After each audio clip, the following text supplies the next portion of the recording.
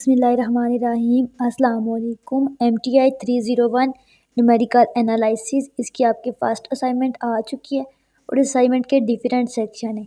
हर section के assignment का solution अपने चैनल पे अपलोड करूँगी। ठीक है, आज की वीडियो में सेक्शन इंचार्ज अरूबा फातिमा की असाइनमेंट का सलूशन शेयर करूँगी। ठीक है, टोटल 20 नंबर की असाइनमेंट और इसके इंस्ट्रक्शन को आपने जैसे रीड आउट कर लेना है कि इसमें ये क्या कहना चाह रहे हैं। अच्छा, इस असाइनमेंट के 2 क्वेश्चन है। क्वेश्चन नंबर 1 10 मार्क्स का है, क्वेश्चन नंबर 2 भी 10 मार्क्स का है। क्वेश्चन नंबर में आपको एक फॉर्म गिवन है और कहा गया है कि सेकेंड मेथड को यूज़ करके सॉल्व आउट करना है और आपने एक्यूरेसी कितनी रखनी है, 4 डेसिमल पॉइंट रखने हैं। ठीक है, क्वेश्चन नंबर 2 में आपको इक्वेशंस गिवन है, 4 इक्वेशंस गिवन है और आपने गॉस सेडल इटरेशन मेथड को यूज़ करना है और सॉल्व आउट करके बताना है। इनिशियल अपने पॉइंट कौन से रखने हैं, 0 0 0 T। ठीक है, इसके सॉल्यूशन को स्टार्ट करते हैं। चैनल पे न्यू है तो चैनल को सब्सक्राइब करें। इसके अगर शॉर्ट लेक्चर चाहिए तो वो भी आपको मेरे चैनल पे मिल जाएंगे। अगर इसकी असाइनमेंट पेड बनवाना चाहते हैं तब भी आप व्हाट्सएप पे कांटेक्ट कर सकते हैं।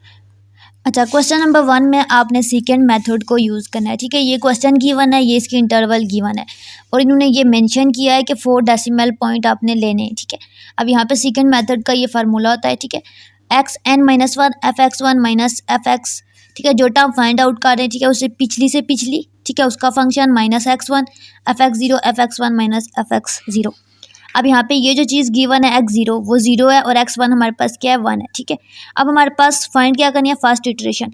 x0 गिवन है, 1 भी गिवन है तो x2 फाइंड आउट करना है। ठीक है, अब x2 फाइंड आउट करना है तो उसके लिए हमारे पास क्या होगा, पिछली से पिछली यानी कि x1 से पिछली x0 फिर fx1 function minus x1 fx0 divided by Danu function का डिफरेंस।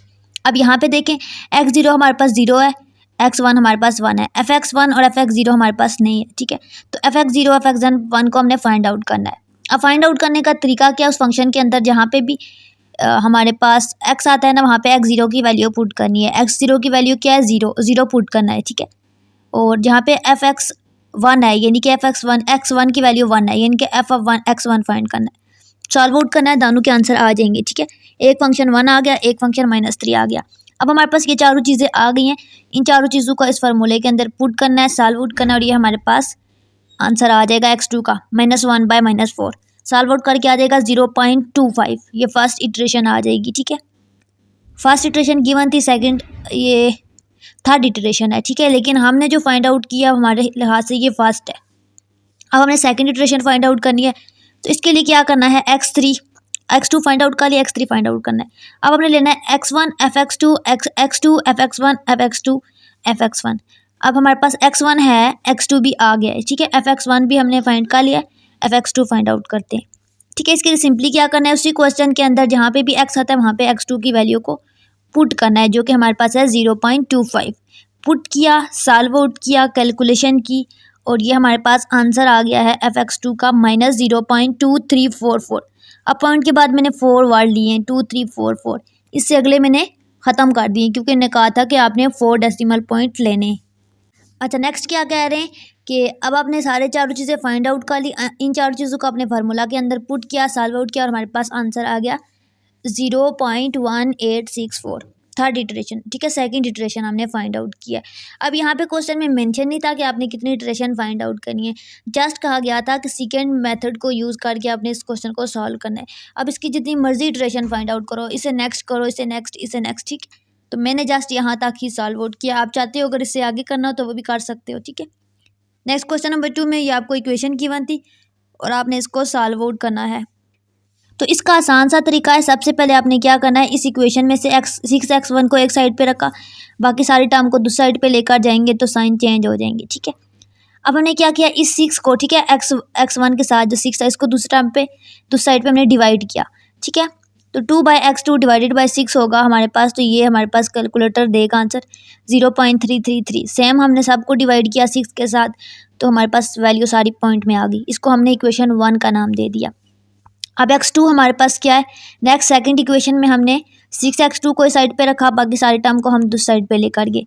ठीक है, फिर हमने 6 को डिवाइड किया तो हमारे पास सॉल्व आउट करके ये दूसरी इक्वेशन बन जाएगी।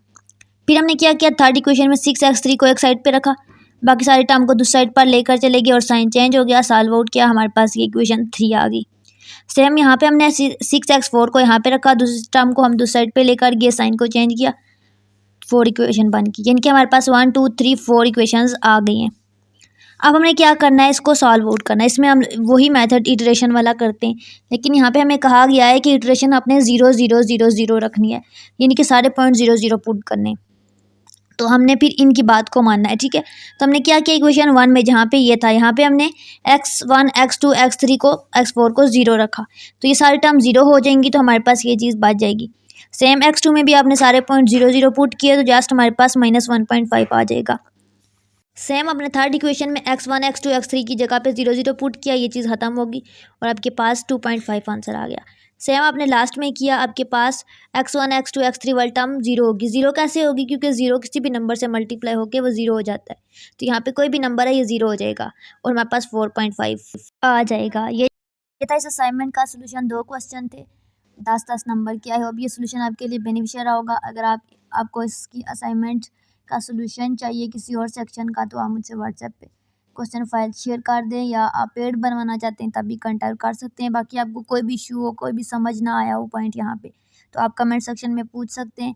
चैनल को सब्सक्राइब करें, दुआ में याद रखें, बेल के आइकन को प्रेस करें। अल्लाह हाफिज़।